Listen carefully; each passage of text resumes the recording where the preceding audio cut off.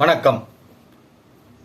ஞானக்கலை ஜோதிடம் 64 என்ற வரிசையில் நவகிரக பதிவை பார்த்து வருகிறோம்.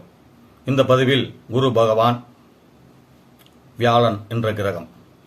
குரு பகவான் ஒரு சுப பகவான். குடும்பத்திலும் நாட்டிலும் அனைத்து துறையிலும் வல்லவன். பொதுவாக தனுசு ராசி, மீனராசிக்கு அதிபதி. இவருடைய நிறம் மஞ்சள், இவருடைய உலோகம் தங்கம். இந்த விஷயம் சொன்னாலே உங்களுக்கு புரியும்.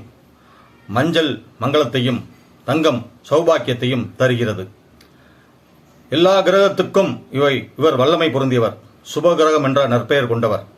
ஏனைய கிரகங்கள் பலம் இழந்துவிட்டால், இந்த கிரகம் மட்டும் வலுத்துவிட்டால், சில அசுப கிரகங்களை பார்த்துவிட்டால் ராஜயோகத்தை வாரி வழங்கிவிடுவார். இவருடைய அமைப்பில் 9 நவகிரகம், 12 ராசி, 27 நட்சத்திரம் என்று தெரியும். பொதுவாக யுக தர்மத்தில் நவகிரக அடிப்படையில் 60 ஆண்டு.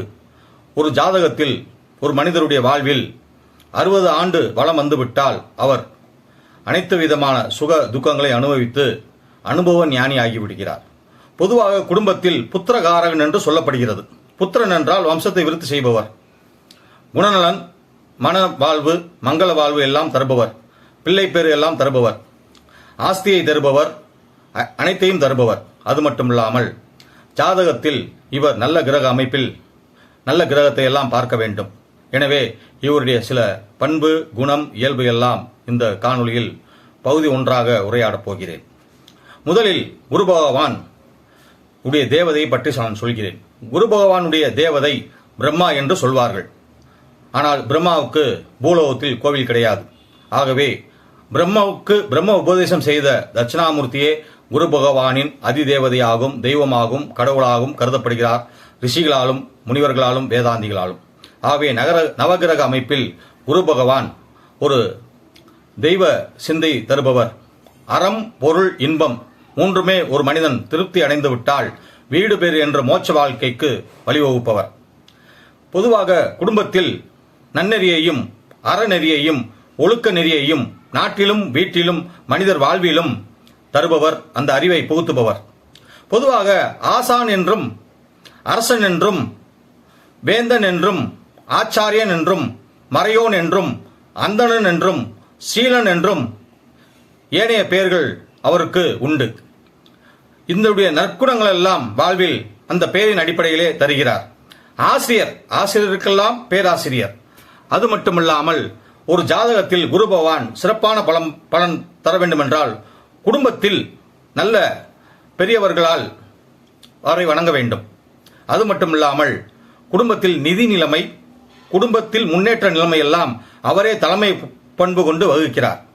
தாய்மை குணம், வாய்மை குணம், தூய்மை குணம் என பல்வேறு குணநலன்கள் அவருக்கு உண்டு. அவையெல்லாம் அவரே நம்மளுக்கு வழங்குகிறார். நாட்டில் எப்படிப்பட்டவர்? நிதானமாக தான் இதை சொல்ல வேண்டும். ஏனைய சிறப்பு அம்சங்கள் கொண்டவர் குரு பகவான். மோனத்திலும் ஞானத்திலும் சிறந்தவர். தானத்தையும் தர்மத்தையும் தலைப்பவர். நீதியிலும் நியதியிலையும் சரியை, கிரியை, யோக ஞானத்தை வளர்ப்பவர். இவையெல்லாம் யோகாந்த, வேதாந்த, சித்தாந்த, நாதாந்த, போதாந்தவர்களுக்கெல்லாம் கற்பவர்களுக்கெல்லாம் தெரியும். எனவே தொடர்ச்சியாக இதை கேளுங்கள். நாட்டில் நிதி நிலை அறிக்கை, நிதி பரிவர்த்தனை, வங்கித்துறை, வருவாய்த்துறை, தணிக்கைத்துறை, சுங்கத்துறை, அமலாக்கத்துறை, வெளியுறவு அமைச்சர், நாட்டுக்கும் நல்லுறவை பேணுபவர். நாட்டினுடைய வளர்ச்சிக்கு பிற நாட்டுடைய தருகின்ற திட்டங்களை வகுத்து முறைப்படுத்தி அதை நெறிப்படுத்தி மக்களுக்கும் பொருளாதார வளர்ச்சிக்கும் வாழ்வாதார வளர்ச்சிக்கும் நடைமுறைப்படுத்துகின்ற முத்திரைத்தாள், பத்திரத்தாள் என்ற கையொப்பமிடுகின்ற வெளியுறவுத்துறை அமைச்சர். உலக நாடுகளில் ஐநா சபை என்று சொல்வார்கள். அங்கு உள்ள உறுப்பினர்களெல்லாம் இவருடைய அனுபூதி பெற்றவர்களாக நான் கருதுகிறேன். ஆகவே நாட்டிலும் அரசனுக்கு மரநெறி என்பது நாட்டை காப்பதில் உண்டு. படையெடுப்பதிலும் நாட்டு வளப்படுத்துவதிலும் மரம் வேண்டும். மரம் என்றால் வீரம், விவேகம். அந்த மன்னனுக்கே அறநெறியை போதித்தும் சகல கலைஞானமும் வழங்கி நாட்டிற்கு நன்னெறியோடு வாழ வைப்பவன். பொதுவாக இதை ஒரு குறிப்பாக சொல்லலாம். அசோகர் மகா சக்கரவர்த்தி, அவர் எல்லாம் வல்ல நாட்டை எல்லாம் வென்றார்.